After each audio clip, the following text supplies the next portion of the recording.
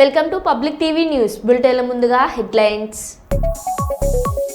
ఘనంగా పీసీసీ అధ్యక్షురాలు వైఎస్ షర్మిలారెడ్డి జన్మదిన వేడుకలు. రాష్ట్రపతి ద్రౌపది ముర్ము జీవితం మనకు ఆదర్శం సీఎం చంద్రబాబు.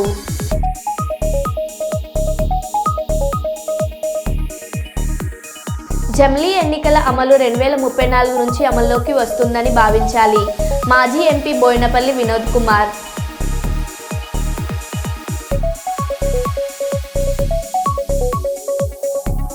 బెల్ట్ షాపులు క్లోజ్ చేయించిన టీడీపీ ఎమ్మెల్యే కోలికపూడి శ్రీనివాసరావు.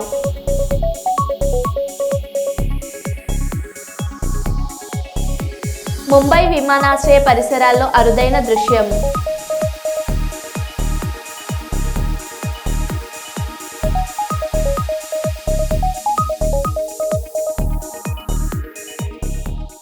ఇక వివరాల్లోకి వెళ్తే, రామగుండం నియోజకవర్గం 2వ డివిజన్ కార్పొరేటర్ ఎన్వి రమణారెడ్డి ఆధ్వర్యంలో బాధిత మహిళకు విహెచ్ఆర్ ఫౌండేషన్ సహకారంతో భరోసానిచ్చారు. డివిజన్ పరిధిలో విజయలక్ష్మి అనే నిరుపేద మహిళ పూరి గుడిసె దగ్ధమయ్యి నిరాశ్రయురాలు అయింది. వారి దయనీయ పరిస్థితి చూసి corporator N V Ramana Reddy VHR foundation founder వ్యాలర్ హరీష్ రెడ్డికి తెలియజేశారు. హరీష్ రెడ్డి వెంటనే స్పందించి ఆ కుటుంబానికి పూర్తి సహాయ సహకారాలు అందించాలని విహెచ్ఆర్ టీంని ఆదేశించారు. వారి ఆదేశానుసారం ఎన్వి రమణారెడ్డి ఆధ్వర్యంలో విజయలక్ష్మి కుటుంబాన్ని కలిసి 10,000 రూపాయలు విలువగల బియ్యం, నిత్యావసర వస్తువులు, వంట సామాగ్రి, దుప్పట్లు, ఫ్యాన్ అందించారు.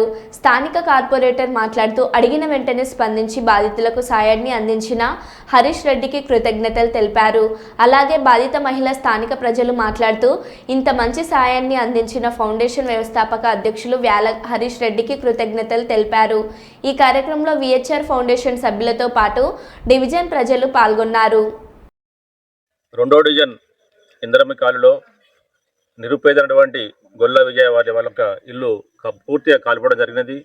ఆమె ఇంట్లో లేని సమయంలో, ఏదైతే పనికి వెళ్ళిన సమయంలో, కూలి పనికి వెళ్ళిన సమయంలో పూర్తిగా దగ్ధమై ఆమె పూర్తిగా నిరాశ్రులై రోడ్డు మీద పడ్డ పరిస్థితిలో ఈ యొక్క పరిస్థితి తెలుసుకున్నటువంటి వ్యాల హరీష్ రెడ్డి అమెరికాలో ఉండి పొద్దున మాత్రం కూడా ఫోన్లో కాంటాక్ట్ మాట్లాడి ఆ యొక్క ఆర్థిక పరిస్థితి స్థితిగతులు తెలుసుకొని వారికి సహాయం చేయడం ముందుకు వచ్చి వారి యొక్క ఫౌండేషన్ ఏదైతే ఉన్నదో విహెచ్ఆర్ ఫౌండేషన్ ద్వారా 10,000 రూపాయల విలువైనటువంటి నిత్యావసర వస్తువులు వారు వీరికి అందడం జరిగింది. వారికి ప్రత్యేకంగా ఈ కాలనీ తరఫున, అలాగే ఆ గొర్రెల విజయ కుటుంబం తరఫున ప్రత్యేక ధన్యవాదాలు తెలియజేస్తున్నాను.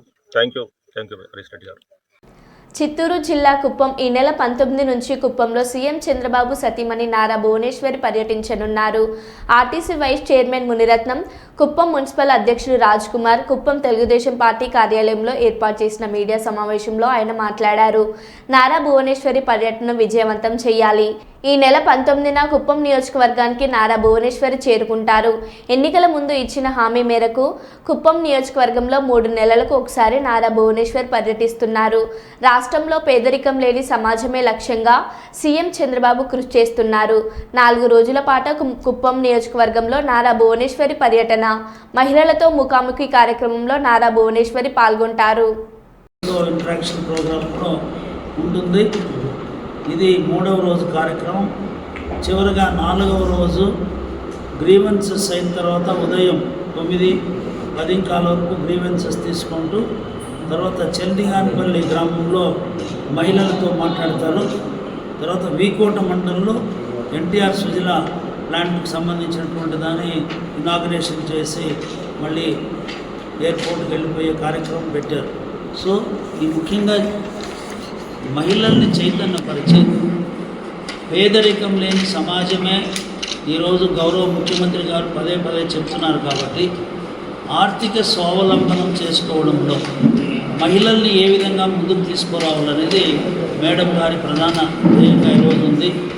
ఎన్టీఆర్ మెమోరియల్కి సంబంధించి coaching centre, NTR memorial trust ఆ శిక్షణ ఇంకా కూడా మెరుగ్గా జరిగే విధంగా దానికి సంబంధించినటువంటి శిక్షకులందరికీ కూడా సూచనలు ఇస్తూ అందరినీ ఉత్తేజపరచడానికి కోసం కార్యక్రమం ఒకటి.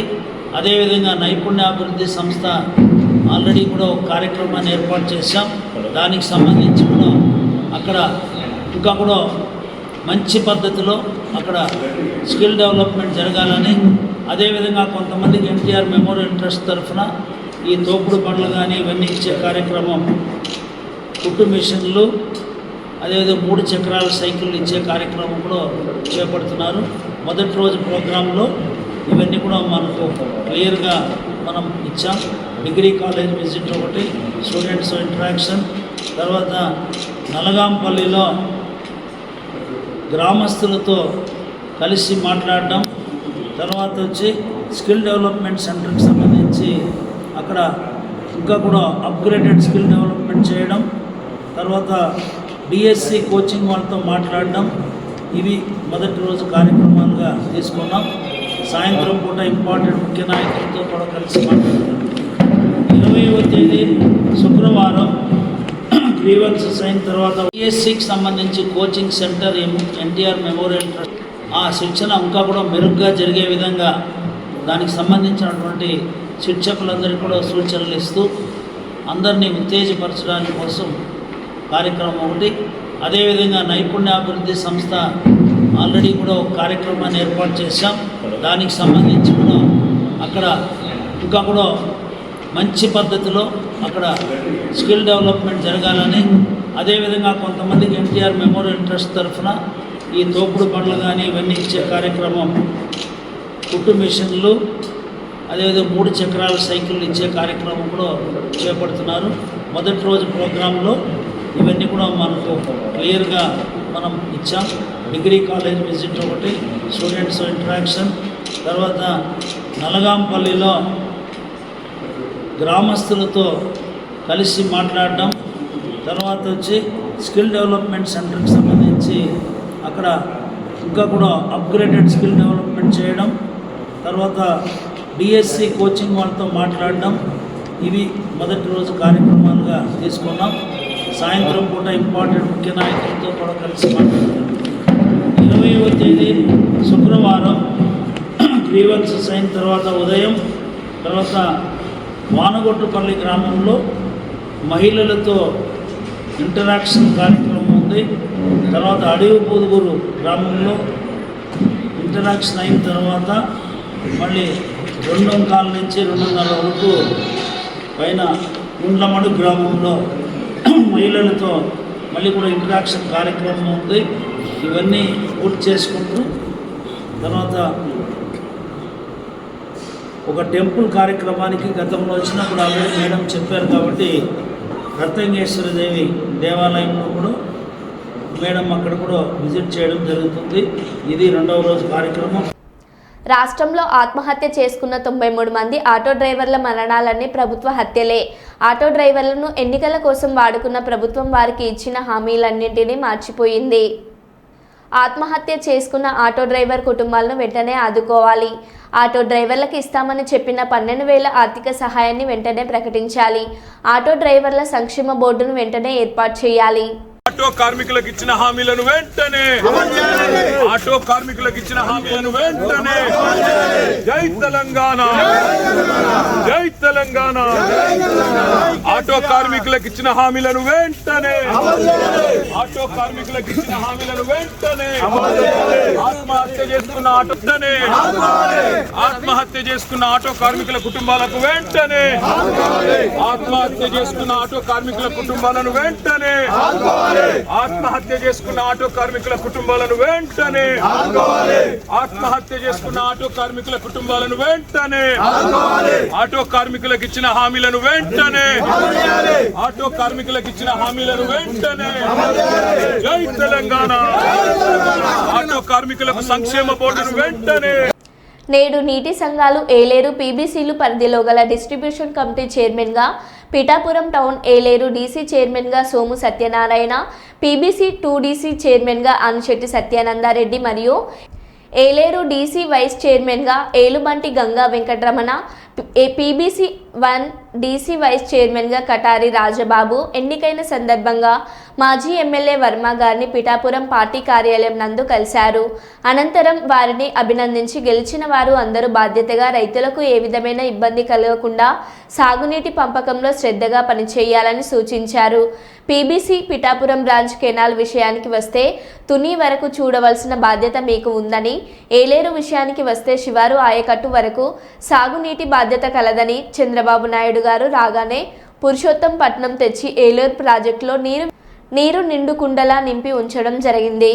పిఠాపురం బ్రాంచ్ కెనాల్కి మన హక్కులు సామర్లకోటలో నీరు లెవెల్ మెయింటెనెన్స్ కోసం నాతో పోరాటం చేసిన నాయకులకు రైతులకు తెలుసని, రైతులకు అండగా తెలుగుదేశం పార్టీ కూటమి పార్టీలు ఉంటాయని, అందరూ కలిసికట్టుగా ఏ విధమైన విభేదాలు లేకుండా పనిచేస్తూ రైతుల పంటలు పుష్కలంగా పండే విధంగా ముందుకు సాగాలని వారందరికీ తెలియజేస్తూ గెలిచిన వీరందరికీ కూడా తెలుగుదేశం జనసేన డీసీ కమిటీ వారికి ధన్యవాదాలు తెలియజేశారు. ఈ కార్యక్రమంలో తెలుగుదేశం పార్టీ శ్రేణులు పాల్గొన్నారు. ఈరోజు పెన్షనర్స్ డే సందర్భంగా పిఠాపురం యూనిట్ వారిచే పెన్షనర్స్ పండగగా నిర్వహించడం జరిగింది. గత సంవత్సరం నుంచి కూడా కొంతమందిని ఎంపిక చేసి వారికి సన్మానం చేయడం, అలాగే అదే రోజున గౌరవనీయ నకరా గారిని, చంద్రచూడ్ గారిని స్మరించుకుంటూ ఈ పెన్షన్ పండుగ నిర్వహించుకుంటున్నాం. మరి ఈ సందర్భంగా సుమారు 110 మంది వరకు ఈ రోజుని పెన్షనర్స్ తమ కుటుంబాలతో వచ్చేసి ఇక్కడ పండగలా నిర్వహించారు. ఆ పండగల మరి అందరినీ కూడా వారికి గత స్మృతులు తెలిసేలాగా వీరు సత్కారాలు చేస్తూ చక్కని విందు ఏర్పాట్లు కూడా చేయడం జరిగింది.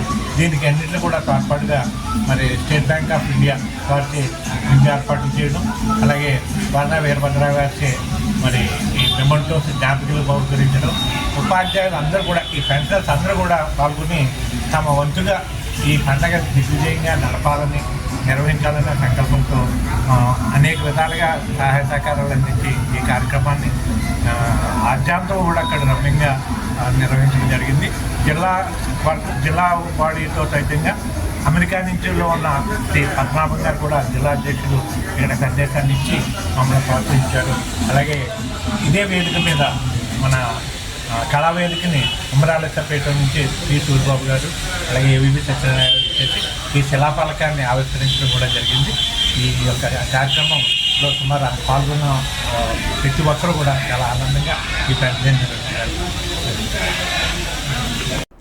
బీఆర్ఎస్ పార్టీ ఆటో కార్మికులపైన మొసలి కన్నీరు కారుస్తుంది. ఆటో కార్మికులపై మీకు చిత్తశుద్ధి ఉంటే మీ ప్రభుత్వం ఉన్న 10 సంవత్సరాల్లో వారి సంక్షేమం కోసం తీసుకున్న చర్యలేంటి చెప్పాలి. మెట్రో వస్తే ఇతర వాటిపై ప్రభావం పడిందని, మహిళలకు ఉచిత ప్రయాణం ఇస్తే ఆటోలపై ప్రభావం పడిందని ఆరోపణ తప్పు. బస్ ప్రయాణికుల ఇంటికి వెళ్ళడం లేదు. గతంలో లాగానే బస్ స్టాండ్ నుండి వెళ్ళిపోతుంది. ప్రజలు ఇంటి దగ్గర నుండి బస్టాండ్కి వెళ్ళడానికి ఆటోలను వాడుతున్నారు. ఎన్నికలలో ఆటో కార్మికులకు 12,000 సంవత్సరానికి ఇస్తామని అన్నాం. మీ నిర్వాకం వల్ల, ఆర్థిక సంక్షోభం వల్ల ఈ సంవత్సరం ఇవ్వలేకపోయాం. భవిష్యత్తులో ఆటో కార్మికులను ఆదుకునే బాధ్యత మా ప్రభుత్వానికి ఉంది. ఆటో కార్మికులు వేసుకునే డ్రెస్సులు వేసుకోవడం, నిన్న బేటీలు వేసుకొని వేషాలు వేయడం, రాజకీయ డ్రామా అటువంటి చేయకండి. మీకు ఏమైనా చిత్తశుద్ధి ఉంటే ఏనాడైనా రవాణా శాఖ మంత్రికి ఆటో కార్మికుల సమస్యలపై రిప్రజెంటేషన్ చేశారా? రాజకీయాల కోసం, నిరసనలు చెప్పడం కోసం ప్రజాస్వామికంగా ఆటో కార్మికులను తీసుకొని రండి. ఆటో కార్మికుల సమస్యలపై చర్చిద్దాం. మంత్రి పొన్నం ప్రభాకర్. కార్మికులు వేసుకున్న డ్రెస్సులు వేసుకొని ఇతరత్ర ఏదో ఇటువంటి వేషాలు వేసేటువంటి ప్రయత్నం, నిన్న బేడీలు వేసుకొని ఇటువంటి చేయడం అనేటువంటిది లైక్ పొలిటికల్ డ్రామా. అటువంటి చేయకండి. నిజంగా మీరు ఏమైనా చిత్తశుద్ధి ఉంటే నేను అడుగుతా ఉన్న టీఆర్ఎస్ రిజిస్ట్రేటర్ పార్టీ కావచ్చు, టీఆర్ఎస్ పొలిటికల్ పార్టీ ఎన్నడైనా ట్రాన్స్పోర్ట్ మినిస్టర్కు ఆటో కార్మికుల మీద ఈ డెమోక్రసీలో ఈ సమస్యలు నేను రిప్రజెంటేషన్ చేసిరా? వెనుకటి కూడా సామధాన భేద దండ అంటారు. అవేం లేకుండా మీరు కనీసం రిప్రజెంటేషన్ కూడా చేయకుండా మీరు అటుగా ప్రొటెస్ట్కి వెళ్ళిపోతే మేము అనేక సందర్భాలు ఆటో కార్మికులతో సమావేశాలు పెట్టినాం.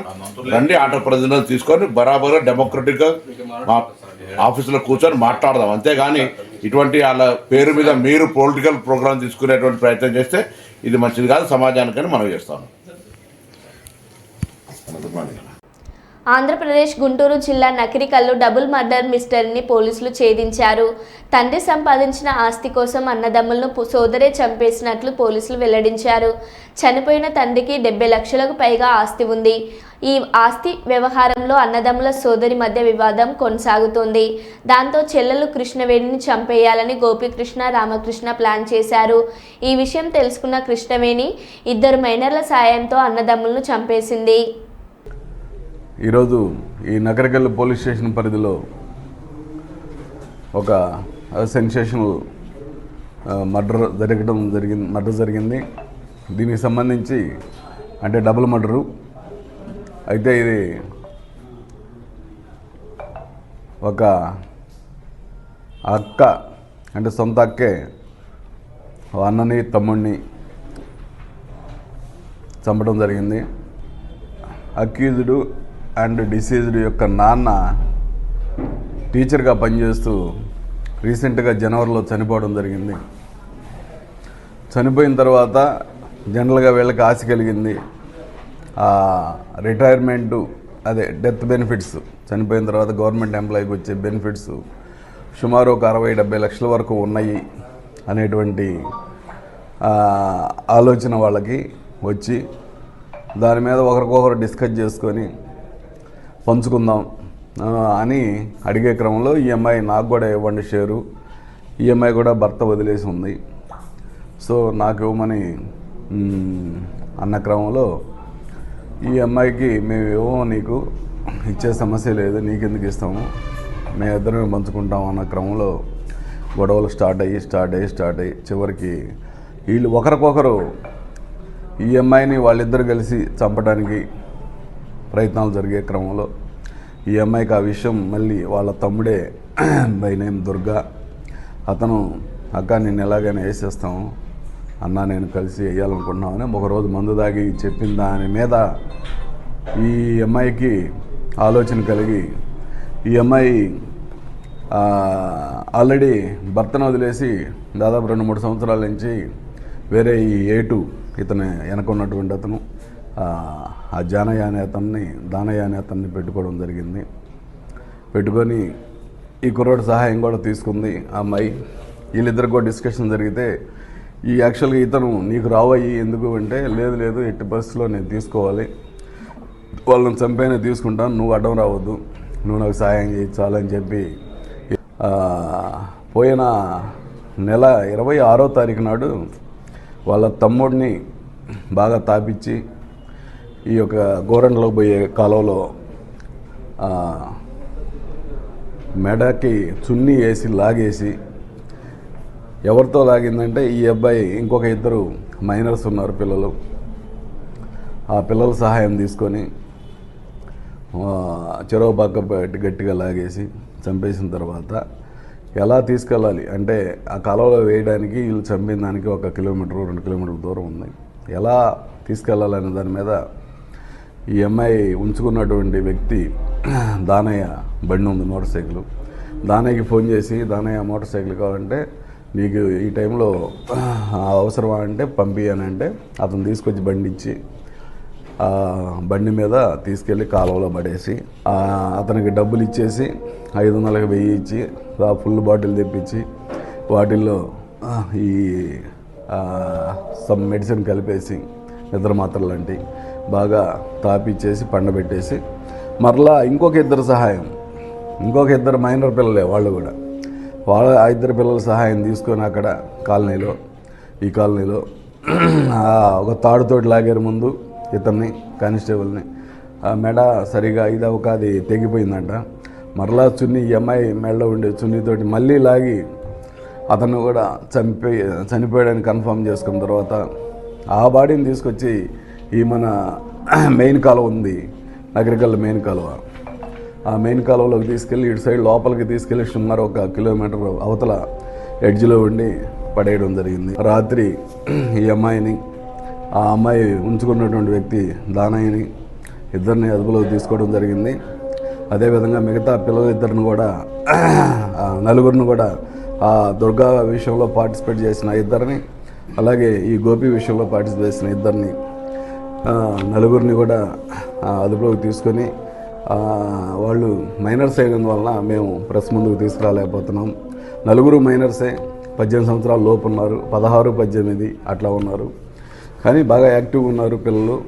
వాళ్ళు వాళ్ళని మభ్యపెట్టి మాయ చేసి ఆ అమ్మాయి రకరకాల ఆశలు చూపి, డబ్బే కాదు ఇంకొక వేరే విధంగా కూడా శారీరకంగా కూడా ఆశ చూపించి వాళ్ళని ఇందులోకి ఇన్వాల్వ్ చేసి ఈ అమ్మాయి చాలా క్రూరంగా సొంత అన్నని సొంత తమ్ముడిని చంపేసింది. కేవలం కేంద్ర ప్రభుత్వం పార్లమెంట్లో రాజ్యాంగ సవరణ బిల్లు ప్రవేశపెట్టి రాజ్యాంగాన్ని సవరించి దేశవ్యాప్తంగా ఒకేసారి పార్లమెంట్ శాసనసభలకు ఎన్నికలు నిర్వహించాలని పార్లమెంటులో జమిలీ ఎన్నికల బిల్లు ప్రవేశపెట్టడం జరిగింది.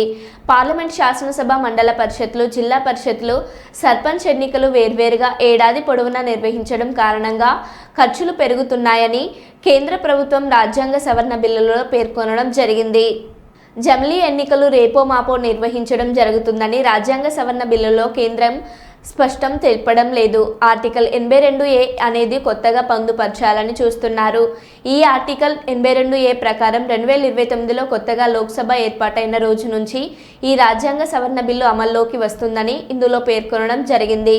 జమిలీ ఎన్నికల అమలు 2034 నుంచి అమల్లోకి వస్తుందని ఈ బిల్లు ద్వారా భావించాలి. బీఆర్ఎస్ పార్టీ అభిప్రాయాన్ని జేఏపీసీ 5 సంవత్సరాల ఒకట లోక్సభకి, వివిధ రాష్ట్రాల శాసనసభలు 5 సంవత్సరాల ఒకట వివిధ సందర్భాల్లో ఒకట ఎన్నికలు జరుగుతూనే ఉన్నాయి.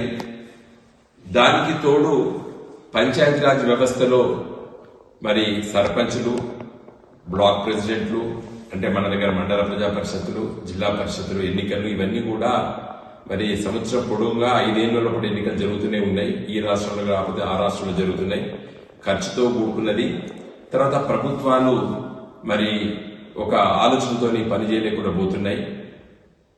ఈ ఎన్నికల కోడ్ ఇవన్నీ ఉన్నాయి కాబట్టి ఒకేసారి ఎన్నికలు జరిగితే బాగుంటుందనే ఉద్దేశంతో ఈ బిల్లు ప్రవేశపెట్టామని చెప్పి ఎయిమ్స్ అండ్ ఆబ్జెక్ట్స్ లో ప్రభుత్వం చెప్పడం జరిగింది.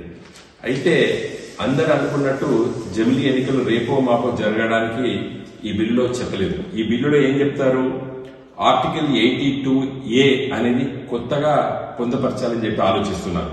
దీంట్లో the president May by A public notification issued on the date of the first sitting of the house of the people after a general election bring in to force the provision of this article and that notification date of notification shall be called the appointed day. అంటే 82A కొత్తగా ఒక article ని రాజ్యాంగంలో పొందపరచబోతున్నారు. ఈ సవరణ ద్వారా pass అయితే, ఈ బిల్లు పాస్ అయితే అది ఏం చెప్తున్నారు, the first day sitting of the house of people అంటున్నారు. ఫస్ట్ డే అంటే 2029లో కొత్త లోకసభ ఏర్పడ్డ రోజు, మొదటి రోజు నాడు నుండి ఈ చట్ట సవరణ, ఈ రాజ్యాంగ సవరణ అమల్లోకి వస్తుందని చెప్తున్నారు. అంటే 2029 తర్వాత వచ్చే 5 సంవత్సరాల ఒకట జరిగేటువంటి శాసనసభల కాల పరిమితి 2034లో జరిగేటువంటి ఎన్నికలన్నీ కూడా మిగిలిన సమయానికే ఉంటాయి అని చెప్పి ఈ రాజ్యాంగ సవరణ. అంటే మహారాష్ట్ర ఎన్నికలు 2029 నవంబర్లో జరుగుతాయి. అంటే ఆ శాసనసభ కాల పరిమితి 4 సంవత్సరాలు 6 మాసాలు మాత్రమే ఉంటాయి. అట్లా ఒక్కొక్క రాష్ట్ర శాసనసభ 3 ఏళ్లు, 2.5 సంవత్సరాలు, 2 సంవత్సరాలు ఉన్నటువంటి శాసనసభలు ఆ కాల పరిమితిలో ఉంటాయి. 2029 నుండి 2034 వరకు. మరి తెలంగాణతో పాటు 2-3 రాష్ట్రాలు జరిగేటువంటి ఎన్నికలు కేవలం 6 మాసాలు ఉంటాయి. దాని గురించి దీంట్లో ఏం చెప్పలేదు. బహుశా రాష్ట్రపతి పరిపాలన పెట్టి 2034 ఒకటినే పార్లమెంట్తో జరుపుతారు కావచ్చు. సో దీని ఉద్దేశము ఈ జమిలీ ఎన్నికలు 2034 నుండి అమల్లో రాబోతుందని చెప్పి మనం భావించాలి ఈ బిల్లును చదివితే. కాబట్టి మరి ఈ రోజు లోక్సభలో చాలా ప్రతిపక్షాలు వ్యతిరేకించాయి. కొన్ని ప్రతిపక్ష పార్టీ డిఎంకే లాంటి పార్టీ జాయింట్ పార్లమెంటరీ కమిటీకి రిఫర్ చేయమన్నారు. కాబట్టి ఇది జాయింట్ పార్లమెంటరీ కమిటీకి రిఫర్ అయినట్టు కూడా ఇప్పుడే తెలుస్తున్నది అమిత్ షా గారి ప్రకటన ద్వారా. కాబట్టి ఈ జాయింట్ పార్లమెంటరీ కమిటీలో ఇది సుదీర్ఘంగా చర్చించి తర్వాత వివిధ రాష్ట్రాల శాసనసభ స్పీకర్ల సమావేశాల్లో కూడా పెట్టి కూడా చర్చించాలని చెప్పి కూడా పత్రికలో చదువుతున్నాము. సో ఇది ఒక కొత్త ఆలోచన. దీన్ని రానున్న రోజుల పట మరి ఏ విధంగా మేధావి వర్గము, ప్రజాప్రతినిధులు, పార్లమెంట్ సభ్యులు, అదేవిధంగా వివిధ రాష్ట్రాల్లో ఉన్నటువంటి శాసనసభ్యులు ఏ విధంగా స్పందిస్తారో వేచి చూద్దాం. మెదక్ జిల్లా గుట్టకిందిపల్లి గ్రామంలో ఘటన. బతికి ఉన్న 2 రైతులు చనిపోయినట్లు డెత్ సర్టిఫికెట్ సృష్టించిన రైతు బీమా సొమ్ము కాజేసిన వైనం. రైతుల చావు నాటకంలో కీలక సూత్రధారి మాజీ సర్పంచ్ కుమారుడు. 2021లో శ్రీను, 2023లో మల్లేశం చనిపోయినట్లు నమ్మించి డెత్ సర్టిఫికెట్లు తీసుకుని రైతు బీమాకి దరఖాస్తు. 2 రైతుల పేరుతో వచ్చిన 10 లక్షల బీమా డబ్బుల్లో కొంత మొత్తాన్ని కాజేసిన మాజీ సర్పంచ్ కుమారుడు. ఇటీవల జరిగిన ఇంటింటి సమగ్ర కుటుంబ సర్వేలో బట్టబయలైన భాగోతం. పోలీసులు వచ్చేలోపు ఇళ్లకు తాళాలు వేసుకొని పారిపోయిన శ్రీను, మల్లేశం కుటుంబాలు. ఇక్కడ ఉన్నటువంటి ఆఫీసర్లను చీట్ చేసి రైతు బీమా తీసుకోవడం జరిగింది. దాంట్లో భాగంగానే మేడం గారు మొన్న వచ్చి మాకు పిటిషన్ ఇస్తే ఇమీడియట్లీ నేను ఎఫ్ఐఆర్ రిజిస్టర్ చేయడం జరిగింది. దీంట్లో భాగంగా ఈరోజు ఇక్కడికి వచ్చినాము. వీళ్ళు ఎవరు లేరు, ఇళ్లలో ఎవరు లేరు, అన్ని తాళాలు వేసి ఉన్నాయి. వాళ్ళను చట్టరీత్యా ఖచ్చితంగా మేము పోలీసులను చేసి పట్టుకొని ఖచ్చితంగా రిమాండ్ చేస్తాము. ఇలా ఎవరికి పబ్లిక్ అందరూ స్వచ్ఛందంగా మాకు సహకరిస్తున్నందుకు చాలా సంతోషం. మేము పై ఆఫీసర్ నోటీసులో పెట్టి ఇంకా ఏదైనా ఫర్దర్ ఇన్వెస్టిగేషన్ ఎవరైనా ప్రోద్బలంతో కానీ ఎవరైనా ఇంకేమైనా వాళ్ళు ఎవరెవరు ఇన్వెస్టిగేషన్ ఎట్లా ఉంటే అట్లా దాని ప్రకారం చేసి వాళ్ళందరినీ ఖచ్చితంగా రిమాండ్ చేస్తాము. చట్టరీత్యా చర్య తీసుకుంటామని చెప్పేసి తెలియజేస్తాం. మరో బులెటిన్లో మళ్ళీ కలుద్దాం. Stay tune.